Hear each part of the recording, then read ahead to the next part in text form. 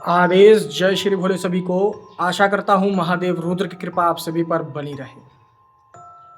अघोरी साधना साधक के जीवन में अगर वो ऊंचे पायाम में जाना चाहता है, ऊंचे पदवी में जाना चाहता है और जिससे वो बड़े से बड़ा कार्य को चुटकी बजाते हुए या फिर अपने शब्द वाचा से क्षण भर में करने की क्षमता पाना चाहता है, तो उसके लिए आज मैं आप लोगों को एक ऐसी सिद्धि के विषय में मंत्र विधान के साथ साथ उस सिद्धि को कैसे सिद्ध करना है उसका गुप्त विधान भी बताऊंगा।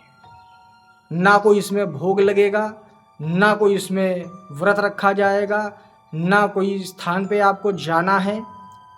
जो एक गुप्त सिद्धियां होती हैं उनके जो विधान होते हैं वो बहुत ही अजीब किस्म के होते हैं, जिसमें आदमी कहेगा इस तरीके से भी सिद्धि होती है क्या, ऐसे भी सिद्धि सिद्ध होती है।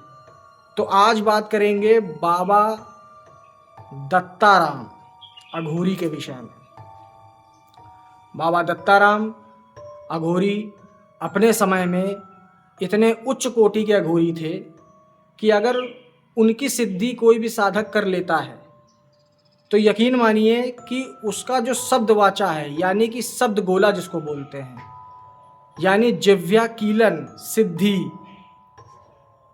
वाक सिद्धि प्राप्त हो जाती है। अगर वो सामने वाले को बोल देगा जा तेरा भला हो जाएगा, आज से तेरे कल्याण हो जाएगा, तेरे ऊपर जो मुसीबत है कट जाएगी, तो उसके लिए उसको धूल भी नहीं उठाने की ज़रूरत है। उसका जो सब पिन गोला निकला हुआ है मुँह से के वही चीज़ अपना काम कर देगा। यह इस लेवल की सिद्धि है। और YouTube पर इसके विषय में जहाँ तक मुझे आइडिया है कोई भी व्यक्ति ना बात करता है ना जानता है, क्योंकि ऐसी सिद्धियाँ हमेशा गुप्त रहती हैं और ये गुरुमुखी साधना है, गुरुमुखी सिद्धियाँ हैं जो गुरु ही अपने शिष्य को गुरु परंपरा के द्वारा देता है, जो गद्दी चलाता है व्यक्ति। बाबा दत्ताराम अपने समय के बहुत बड़े अघोरी थे।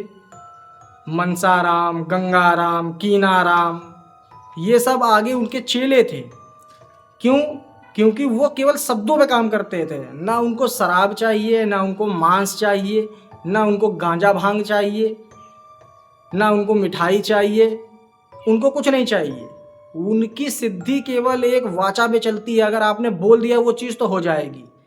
किसी का अच्छा बोल दिया तो अच्छा हो जाएगा, किसी को श्राप दे दिया तो वो चीज़ घटित होनी ही होनी है, बशर्ते वो सिद्धि आपके पास होनी चाहिए।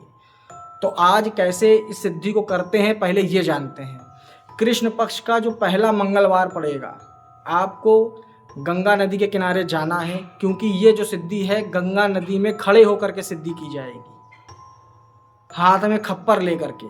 तो अब सब ये कहेंगे कि कपाल खप्पर तो है नहीं हमारे पास गुरुजी, और ये इलीगल भी होता है, तो हम कैसे इसको पाएंगे, कैसे इस पे सिद्धि करेंगे। तो इस पे आपके लिए एक ऑप्शनल है, एक ऑप्शन है, वो है नारियल। आप नारियल का खोल लेकर के उस पे आप सिद्धि कर सकते हैं। कैसे करना है?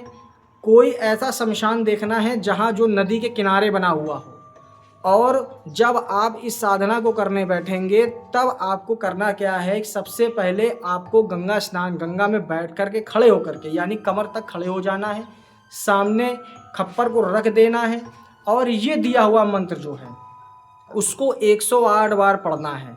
और जब पढ़ेंगे तो खप्पर में आपको जल ले लेना है। जल लेने के बाद आपको वापस आ जाना है भूमि पर, और भूमि के किनारे बैठ कर के शमशान की जो चिता होती है, जो ताज़ी चिता होती है या फिर जो थोड़ी सी पुरानी हो गई, जो उसकी राख निकली हुई है, जो शांत चिता हो गई है, उसकी भी जो राख होती है उससे अपना लेप लगाना है, भस्म लगानी है पूरे शरीर पर, यानी कि भस्म का स्नान करना है। तब जाकर के आप अघोर तरीके से इस साधना में बैठ सकते हैं।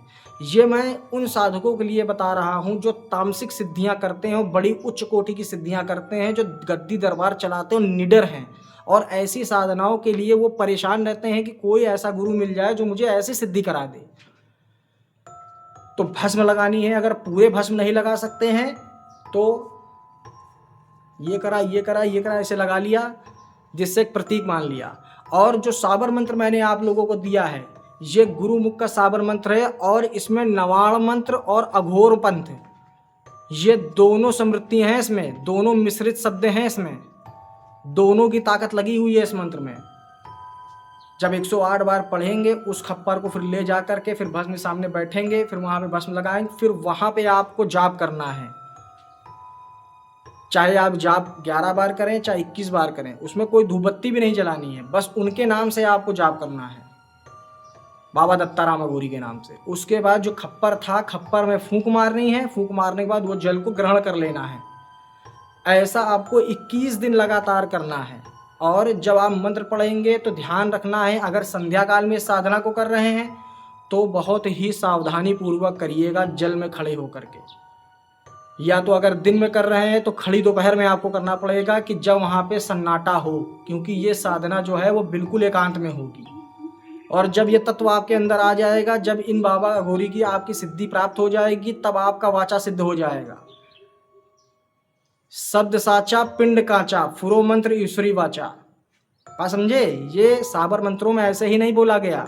अघोर पंथ में, साबर पंथ में, नाथ पंथ में ये बहुत ही मायने रखता है। वाचा, वचन, शब्द अगर सिद्ध हो गया तो सिद्धि आपको प्राप्त हो गई। बाकी आपको फिर किसी दूसरी शक्ति की आवश्यकता नहीं बुलाने की या सिद्ध करने की, आपका ही वाचा बहुत अधिक है उस पर। तो जानकारी अच्छी लगी हो तो जानकारी के आधार पर वीडियो को लाइक करिएगा, चैनल पर नए हैं तो चैनल को सब्सक्राइब जरूर करिएगा। तब तक के लिए जय श्री